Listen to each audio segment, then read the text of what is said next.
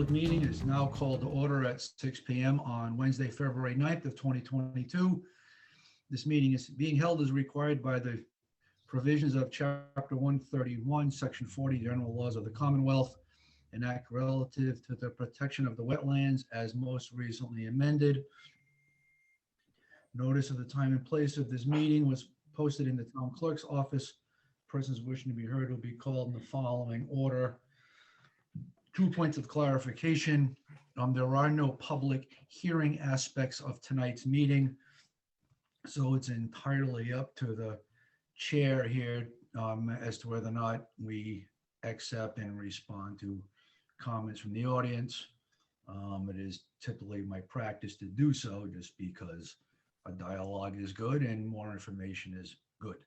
And also members of the commission present are Heidi Pelletier, Richard Pimentel, Everett Filla, and Ryan Resendiz. Pat Hannon is our agent. And I know that Jeffrey Blake, representing Copeland and Page for the town, is also on the call. And I believe that's everybody related to the town of Acushnet for this, other than our buddy Eric behind the scenes running the cable broadcast. Okay, so what we're going to do first is we're going to do a workshop. We're going to keep it to 30 minutes. That's the plan here. Discussion regarding PJ Keating Company, 72 South Main Street. And I'm going to turn it over to our agent to get us started on that. Okay. Good evening, everybody. I put together a little presentation of where we've been in the past on the silt piles and commitments that Keating made and commitments that we accepted. And I thought it'd be important to have this working session before we go out for the site visit so that we can talk without interruption and have a clear idea of just what we want to look at when we go out to the site. It seems like the weather will be favorable for the next site visit date. I'll check with Joanne tomorrow on what that is, and we'll get an email out. So if I could share my screen, Eric.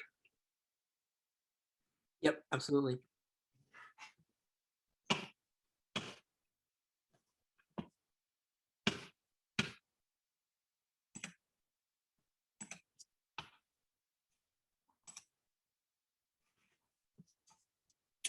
Can you folks see that? Not yet. Okay, hold on a minute. Not yet, no.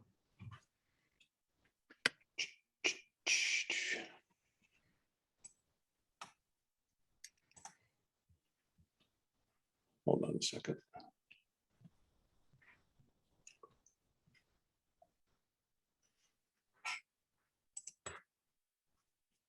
All right. I guess I'll follow up on that. Yeah, hang on one second. I'm just having trouble sharing my screen here. Go ahead, Bob, if you got something to.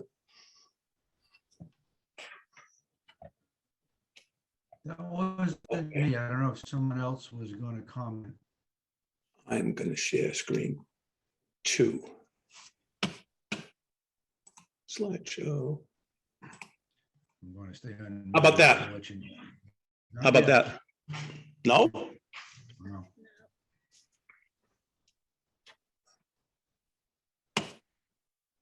Oh, I see my error.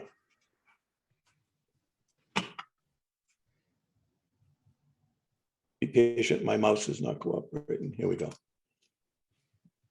And there we go. All right, so now.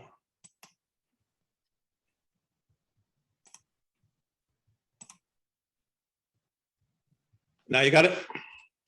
Yes. Okay, so they call it silt and tailings. I call it mining waste. And in my opinion, it has caused several wetlands violations. I only mention this because the Board of Health is involved in this as well, thinking that the silt is solid waste. The definition of solid waste is pretty clear here. This will be available online afterwards, so I'm not going to take the time to read it unless you folks want to read it. Do you want to read it, Bob?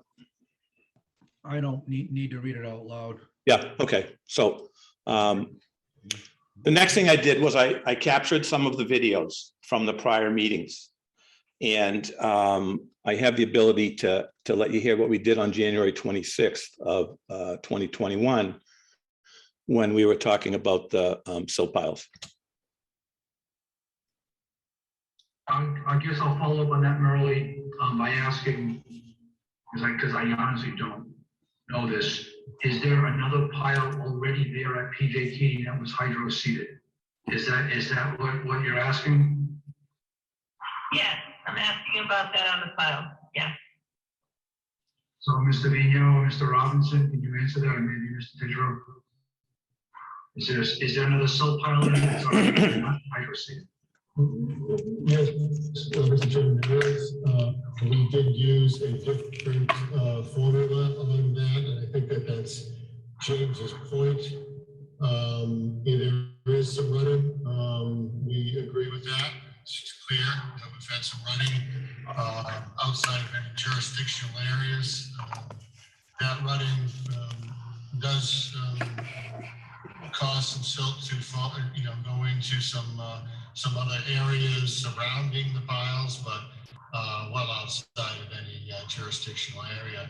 The only reason that we did not put straw bale silt fence at the bottom of the silt piles right now, they'll be out there right now. However, we were told to not do anything out there until such time as we received an order of conditions. We could have band-aided that approach by simply putting in a layer of silt fence and straw bales, and that would have been a stopgap measure. Again, we're not arguing that we're not within the 100-foot buffer zone. It's up to the commission to determine what you would like us to produce in order to have a plan that removes material from the 100-foot buffer zone. And So I played that for you because Mr. Vigno says a few different things here. I had brought up the fact that Keating had been required to stabilize the silt piles in some court stipulations, and that they had stabilized another pile there and that it had failed miserably. He told you that it did have some rutting. And I want to show you the rutting that Mr. Vigno was referring to. And this was shortly after it was hydroseeded. This was a little further after that. And when I used to go out on inspections with Mike Warner, I used to joke with him that the washout you see at the top of the screen was V for Vigno. That this was Doug's washout. And Rob Robinson used to joke with me that this was Hannon's corner because I always wanted to go to this corner and take a picture, and I did, because each time I went there, I asked them to fix this, and they said no. So a year later, this is what it looks like now. And that's a lot more than some rutting. And he tells you that this is non-jurisdictional.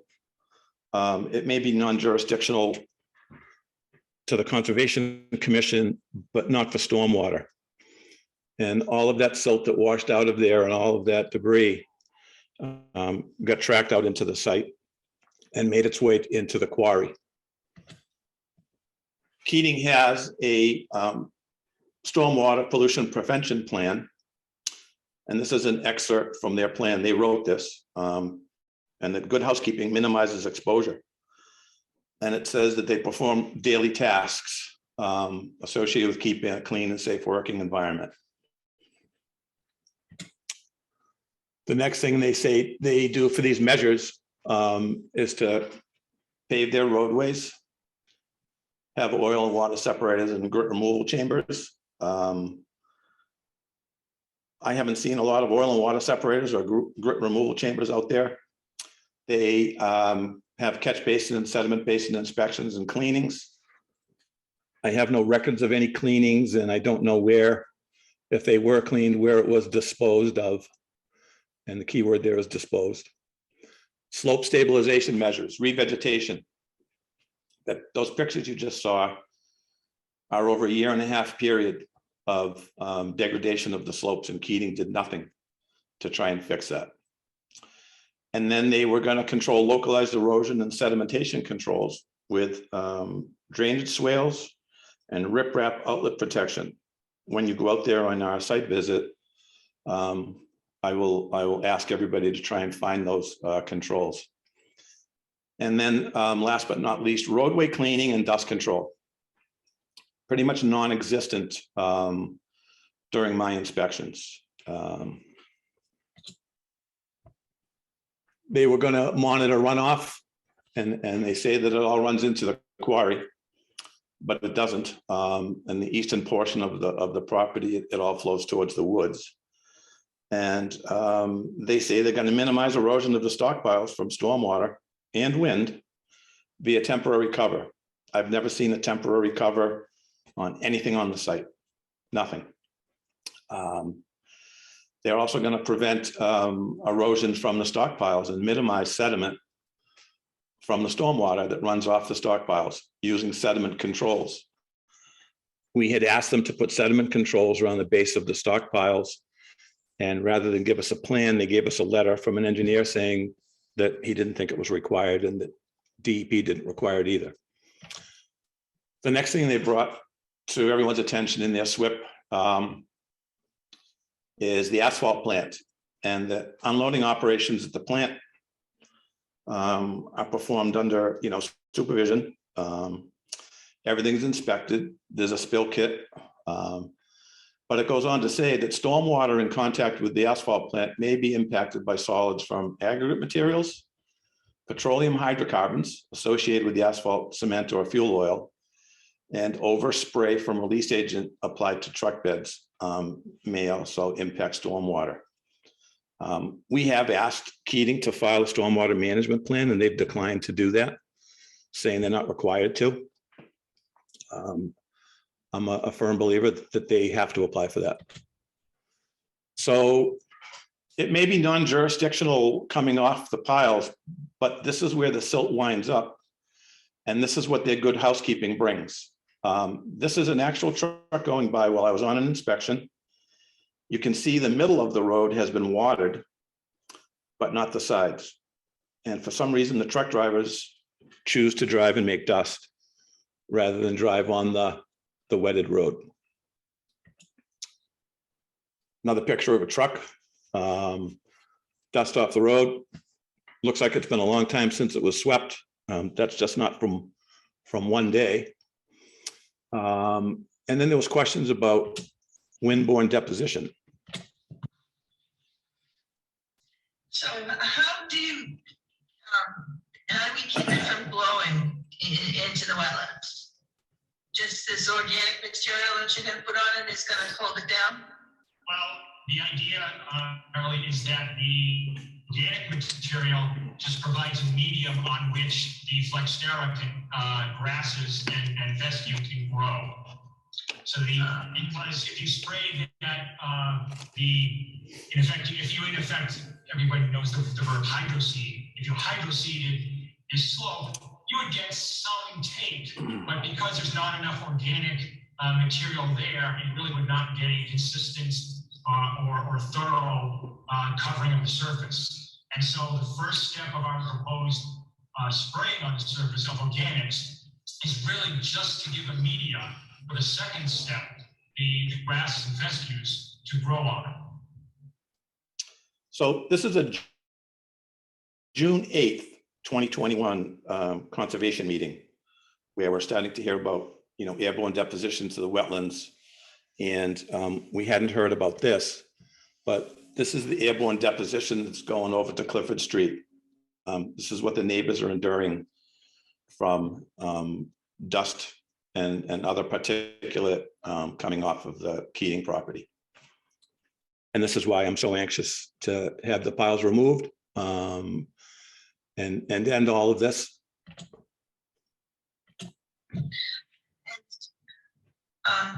Where would new silt go? To stuff that is continuously generated, right? That may be a question for somebody else on the team. I'm not sure what to say. Yeah, there'd be no more silt placement in this location at all. So this was June 8th, 2021. And this is a web capture off of GIS of the top of the silt pile when they made the commitment that they wouldn't put any more silt on the pile. However, now in 2021, the pile has grown quite a bit. If you look at the left side of the screen there, I'll back it up. Here's 2019. Here's 2021. And this is a brand new picture out on GIS. And the dirt that you see mounded up on the left side of the screen by that brown patch is the soil from the release abatement measure where the asphalt plant used to be. And I think you might remember at one of our last meetings, Keating disputed that they brought soil over there from their release abatement measure from the contaminated soil. So they may have told you they weren't going to put anything there, but they did anyways.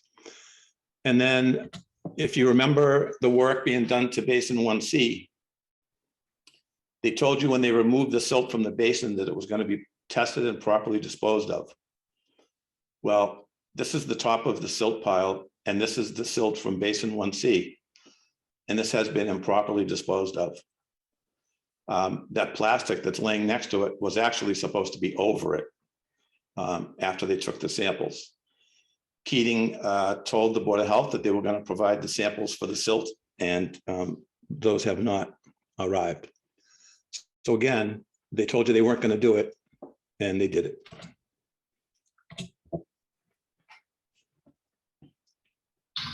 One thing I forgot to mention before we had talked about out there is just in our planning of kind of sequencing here, what, as far as where we're in the areas where we want to remove the sediment and do restoration, my suggestion is to wait until we have those piles out of there and at least be heading towards having them stabilized, so we don't have, you know, if we get, unfortunately, if we get more sedimentation as they go along, you never know, you never know if we get an extreme rainfall or something. We don't want it to go back into the wetlands twice and cause that disturbance twice. It'd be better to wait until we know we've got that area pretty well secured before doing that. So that was Rick Karen's advice to the commission, was that the first thing that needs to be done is to move those piles out of there and eliminate the chance for further excursions into the wetlands from the buffer zone. We'll ask for comments from our agent first. Early over. Yes, I was out there today, and it looks like the silt, it has run right through the wetland line, right into the wetland. So I honestly don't see how you can keep those piles there and not have it running into the wetland. That's a really steep slope, and it's running right down in there and then continuing on probably 100, 120 feet past the wetland line. So I would suggest that they move them back at least away from the wetland.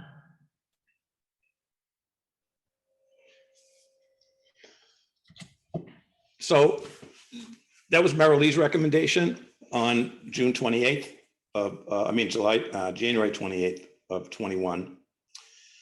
And you heard Rick Karen say that, the piles need to be moved. And I keep saying that the piles need to be moved, and they need to be moved sooner than later. Yes, Mr. Chairman, we realize that we're within the 100-foot buffer zone with the piles. We agree with that, yes, sir. Oh, excuse me, we have an issue with, so normally you're stating that based on a visit out there today, that there is still runoff from those silt piles into the wetland. Is that correct? Huge amounts of runoff, yeah.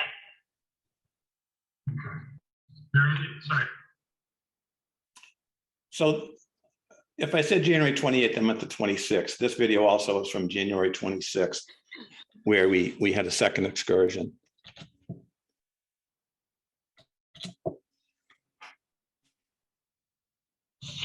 Mr. Chairman, I'm James Tatro from Thompson Wilson Associates, also here on behalf of DJ Keating. And I just wanted to just quickly respond in regard to the suggestion by Mr. Hannon that slopes need to be 3-to-1 and 4-to-1.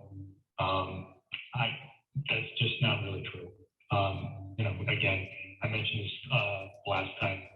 At the last meeting, we did a plan for it's a lot actually at 10 Fortune Boulevard in Shrewsbury. That's a 55-foot high slope, which was stabilized just fine. It's been in place 7 years now at a 2-to-1 grade. That was done with erosion control matting. We're proposing here to use first an organic spray to give a medium for things to grow in, and then the Flexterra high performance flexible growth medium, which is again is pretty much the state of the art and can be used on even a is rated for use on even a 1-to-1 slope. It's simply a much greater application, but we're proposing it here on a 2-to-1 slope. There's no reason to think. It seems to me just an arbitrary assertion to say that you have to go to a 3-to-1 slope or a 4-to-1 slope. Again, what we're proposing to use is rated for use in a 1-to-1 slope, and we're going to be proposing to apply it to a 2-to-1 slope. So I just wanted to touch on that point. Thank you, Mr. Tatro. So I played that for you because what Mr. Tatro said is that the material they want to use is approved for a 2-to-1 slope or even a 1-to-1 slope. And he named several projects where he felt that this was successful. But he didn't tell you that it was successful over mining waste and over silt. He didn't tell you what the soil was, what the soil type was that they covered this with. My comment on this was that we needed a 3-to-1 slope or a 4-to-1 slope to prevent further erosion. That was my only comment. And he had a whole different idea. So the next thing that happens is I go out for an inspection with Mike Warner, and the silt fence is down and there's silt beyond the silt fence and into the wetlands again. And I could have written a violation. I didn't. Everything that we do winds up, being appealed in court and turning into just, another black hole. So I talked to Mike. I advised him about doing something about the top of the slope to prevent the water from coming down through the washout. He was always cooperative on inspections. He said he was going to, work on it. He did clean this up and put the silt fence back up, but they never did anything with the problem of the top of the hill. That's another shot of the silt fence, and they have a double silt fence up, and it still fails. This is the inspection with Conoco and Rob Robinson and Doug Vigneault and I think Rick Pavo. And again, they had 3 or 4 days notice that we were coming out for an inspection, and they brought us out back to see another violation. And for me, it's just because they don't care.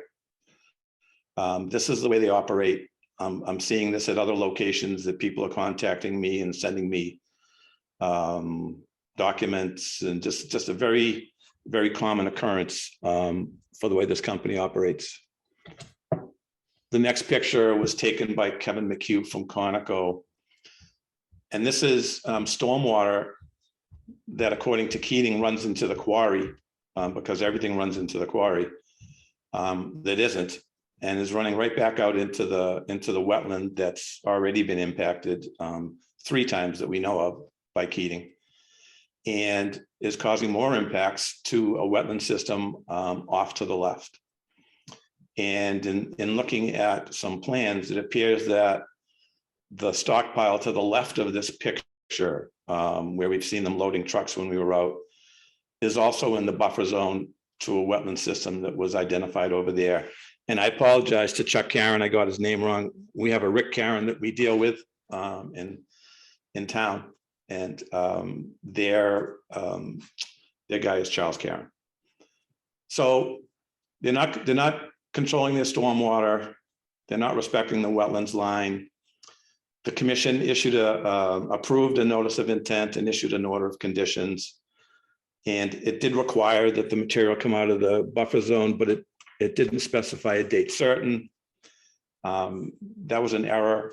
We've asked Keating when they intended to move the stockpile, and they've replied that they have 3 years. We can't go through 3 more years of this. This is a recurring violation. It's a serious situation. It's priority habitat. The second issue on the notice of intent application that was filled out by Mr. Vigno is that he didn't check off that the stormwater regulations apply. And they do apply here. And I'll get into that for a minute. This is just a picture that Kevin McHugh took from Conoco of the eroded stockpiles. In his report, he puts his observations, and this report did go to Rob Robinson. I told him I'd send it to him last time we discussed it. And he puts the stockpiles at the rear of the eastern side have eroded into the wetland area. They've overtopped the earth berms and silt fencing.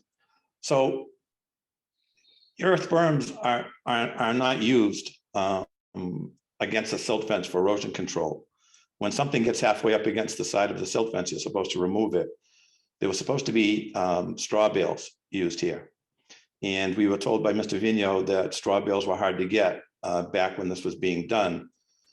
But I would have to imagine that since July of 21, that some straw bales have become available. And as he puts it, he could put that Band-Aid on there and prevent some things. And Keating could have put a Band-Aid on the top of the silt pile to eliminate stormwater from washing down the washout. But they obviously don't have a Band-Aid for that. Kevin mentions significant channeling on the access road to the soil stockpiles. The eroded materials are heading toward the failing silt fence. Stockpiles throughout the facility are reportedly not being watered. And it was obvious to us they were dry when we were there, since the facility has closed. And when dry, windblown dust concerns still exist, even with the facility shut down. And this is another windborne, dust situation. And we recommended they continue with their dust suppression methods while they're shut down, but there hasn't been any movement in that direction. And then the slope erosion and channeling is on all of the larger stockpiles. There's some other stockpiles that look like a moonscape. They're so eroded.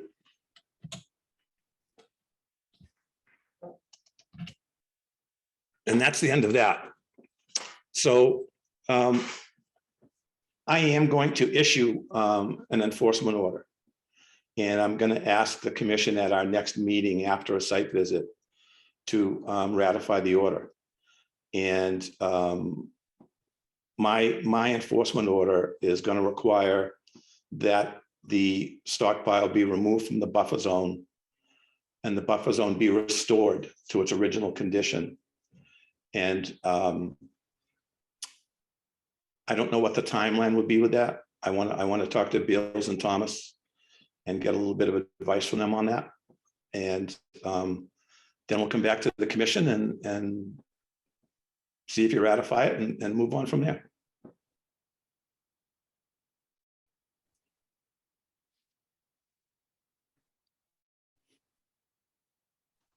Thank you, Pat, for that presentation. I think that'll help us at our site visit, which is planned for the 19th. That's Saturday. Is that the right date, Joanne? Yes. Okay. 19th. And we'll work out the order of the site visits. Perhaps that should be our first. Okay. Before we get on to other items in the agenda, I will ask if anybody on the commission has questions or comments about the presentation. No. Okay, next I'm going to ask Mr. Blake if he has anything he'd like to add to what we heard from our agent, or if you're good with what's been presented. Mr. Chairman, thank you very much for having me here tonight. I have nothing to add. Okay. Thank you. And as I did say, I will entertain questions or comments from others not on the commission for this meeting. So if anybody from PJ Keating would like to comment or ask questions, now is the time. Mr. Leger. Thank you, Mr. Chairman. Luke Leger, McGregor, Leger, and Stevens on behalf of PJ Keating Company. I don't have an awful lot to add. I do understand that the commission is going to be out for a site visit. So obviously you will be able to see for yourselves what the conditions are out there. I understand Mr. Hannon to just have told us that he's going to be issuing yet another, excuse me, enforcement order. So I guess we'll just have to wait and see what that order entails, what it may require. You know, my overarching comment from the presentation would just be that it was very hard for me as someone who's familiar with the property and has been involved in, you know, virtually all the proceedings. And since the beginning, I think, of the photos and other information that Mr. Hannon was sharing there, it was very hard for me to follow a lot of that because there were no dates on the photographs. The hearings that were being played back for us were hearings on the notice of intent that was pending before the Conservation Commission for a very long time, and that ultimately led to the issuance of the order of conditions back in July of last year. And as the commission probably recalls, that was a very long proceeding, and it was largely due to circumstances beyond our control, beyond Keating's control. The commission lost a quorum at one point. There were issues with notice. So it just took a very long time. And Mr. Hannon's right that the order of conditions that was ultimately issued didn't require that the work be done by a date certain.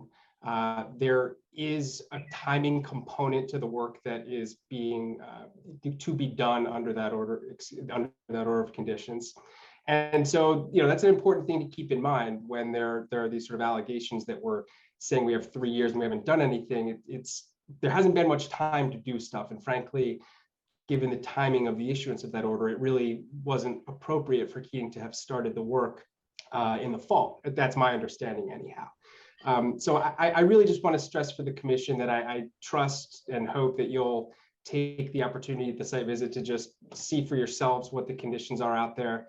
And just keep in mind that a lot of the photos that you were seeing kind of transposed along with comments about what type of work will be done on the slope under the order of conditions, you know, those photos aren't actually of work that's been done under that order of conditions. That work hasn't started yet. So, you know, I think more than anything, I would just try to impress upon the commission that without dates on those photographs, without understanding who took them where and when, it's very, very hard to really be able to attribute much import or value to them. So I thank you.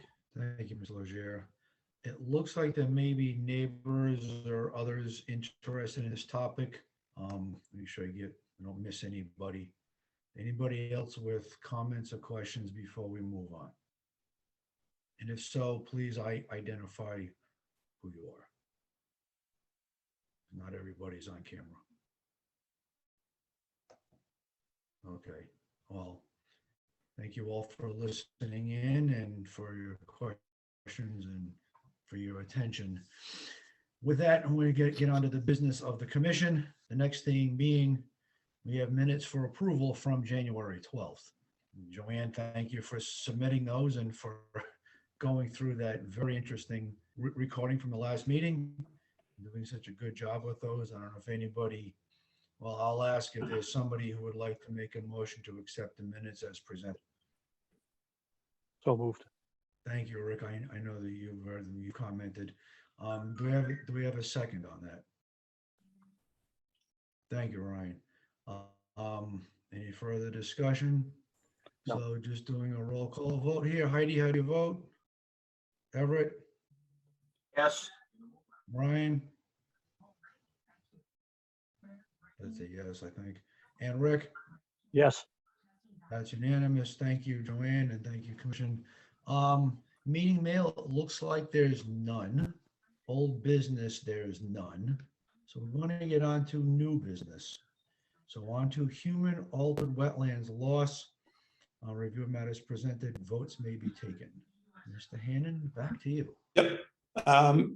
Jeff Blake, do you want to talk about this first, or do you want me to talk about it? You can certainly talk about it. I'm not really familiar with what, with this part of the agenda. Okay, so early on in my my career with the town of Acushnet, I did a PowerPoint presentation that included wetlands loss from the DEP wetlands loss maps. And there have been some significant human altered wetlands at the 72 South Main Street site for PJ Keating. DEP has them flagged on the wetlands loss maps. I had asked our circuit rider, you know, how the commission goes about pursuing that. And I had spoken to Jeff Blake maybe a month ago, maybe 2 months ago, and Jeff had mentioned that there had been a significant decision in a wetlands loss case, and that you know, possibly the commission could pursue this, because one of these is you know, 3 or 4 acres that was wiped out near the end of Laura Keene, if I've got that right, where the Bakers lived. And then there was a pond where the asphalt plant is located that was filled in to build the asphalt plant. And I would like to pursue that as a conservation agent. So that's the deal on the wetlands loss. And we have other areas in town where we've had some wetlands loss, and I plan to pursue those as well. This is not just a 72 South Main Street thing. This is a town-wide situation.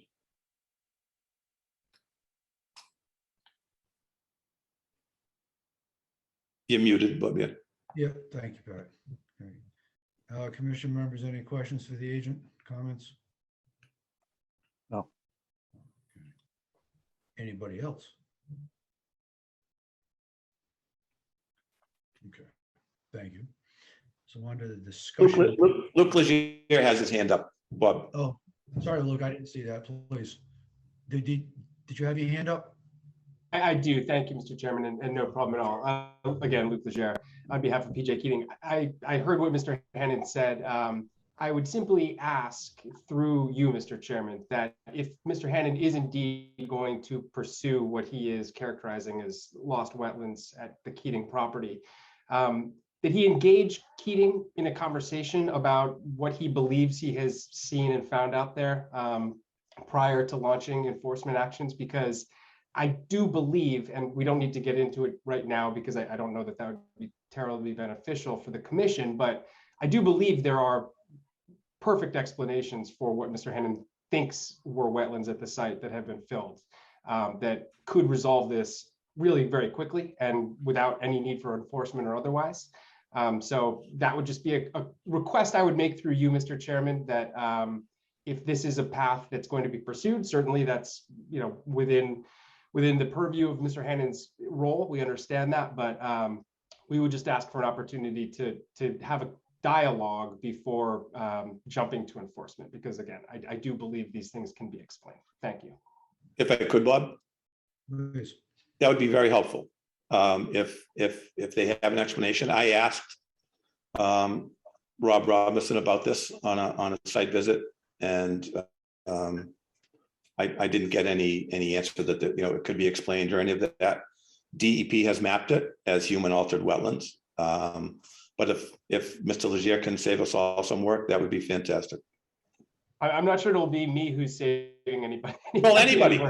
But yeah, no, I do think, Mr. Chairman, that part of the problem is that, you know, again, it was just, if this was sort of just mentioned sort of off the cuff, obviously sometimes it takes folks a little bit of time to go back and dig through the records to understand exactly what's being talked about and sort of piece back together what happened. So like I said, I think that I think we have answers, but we do need to understand exactly what areas we're talking about and what Mr. Hannon believes might have happened before we can give an answer. Thank you. Pat? I'm good. Sounds like a dialogue with you and Mr. Blake and Mr. Robinson and somebody else from PJ Keating. Yep. So the commission does have an open enforcement order from many moons ago for wetlands filling. And there was a administrative consent order with DEP that never got fulfilled.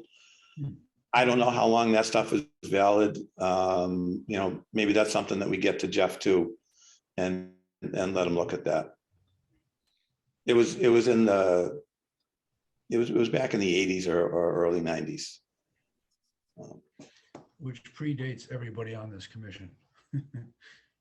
Yes. At least in terms of being on the commission. Yep. All right, thank you. So now on to the discussion part of the agenda. First item is policy on buffer zone, review of matters presented, votes may be taken. So Joanne and I searched high and low and we cannot find my buffer zone document today. I think it got deleted when my computer freaked out on me, so I'm going to recreate it and we'll have it for the next meeting. Love that at the next meeting. Okay. Yeah. Special And I'll- condition, review of matters. I'll get it sent out to the commission in advance, well in advance of our next meeting, but we'll be able to vote on it at the next meeting. Okay. An item that has been sent out to us for review, special conditions, review of matters presented, votes may be taken. Do you want to say any more about that, Pat? You probably should, for the benefit of everybody. Yes, I got your edits. I've made a few of them. I haven't had time to go back and do the punctuation situation. I had to watch 16 hours of videos to get these videos for this presentation. And that was a lot of work. So I will have that cleaned up and ready to go as well. Now, I have spoken to some of the consultants about the buffer zone. There's been no tears, no complaints or anything. So I think that's going to be a good decision by the commission. And I'll just add for a little bit of context that Mr. Hannon went through and found examples from local towns of special conditions, a roster of possible special conditions that could be used when projects are brought before the commission. And we could review this roster and apply whatever was needed to whatever project was presented to us. So it's kind of like having a menu. You've got the menu at the restaurant. You don't order everything at once, but there's a couple of things you need for a specific project. We have them to choose from, and they're also posted on the website. So they're visible for project proponents to see. There aren't any surprises. So that final list will be posted. Yes. Thanks again for pulling that together. All right. Next item, budget fiscal 2023. Review of matters presented, votes may be taken, and floor is yours again. Okay, so I put in for $100,000 raise and Joanne's in for a $75,000 raise. But Excellent. those were turned down today when I met with the town administrator. I met with Jamie Kelly. We have a new town administrator. He's a very knowledgeable guy. He's been a town clerk. He's been a town accountant. Is this a permanent hire or is this interim? This is a temp to permanent. Okay. There's an opportunity to extend his contract once they all find out if the chemistry's right. He's been a town manager and town administrator in quite a few places. He's not I'd say he's in his 60s. And he has settled right in and gotten right to business. So he had me over today. We discussed our budget and we discussed the fact that where we're getting engaged in a new round of MS4 work for our stormwater. that Joanne's responsibilities as a clerk were going to be picking up quite a bit. And that she was going to be needed in the commission office full-time and not going over to the Board of Health for 3 hours a day. And that she would be elevated to an administrative assistant, not at the maximum pay grade of administrative assistant, but at a fair grade for how many years of service she has with the town. I proposed to the town administrator that increase in salary would be coming out of the Wetlands Protection Act fund. And it's a nominal amount of money that won't deplete the fund. If we have a quiet year or something, we've got $38,000 in our Wetlands Protection Act fund. I've also proposed increasing the amount that we're allowed to keep in our stormwater revolving account from $2,500 to $10,000, so that we can use stormwater money to pay MS4 engineering and other things rather than coming out of the general budget. So we're actually reducing our budget quite a bit. And town administrator's in favor of it. He said, as long as you folks are willing to support, Joanne getting that bump, that, yeah, and that I told him you already have. And I'm going to present it to the finance committee in a half an hour and tell him that he's in favor of it. You folks are in favor of it. I'm certainly in favor of it. And it'll be up to the selectmen to give it the final push.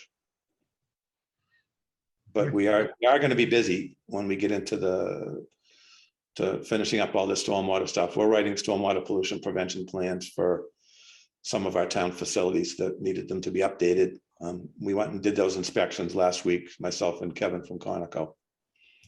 And we're going to be wrapped up and right up to snuff in our next budget season.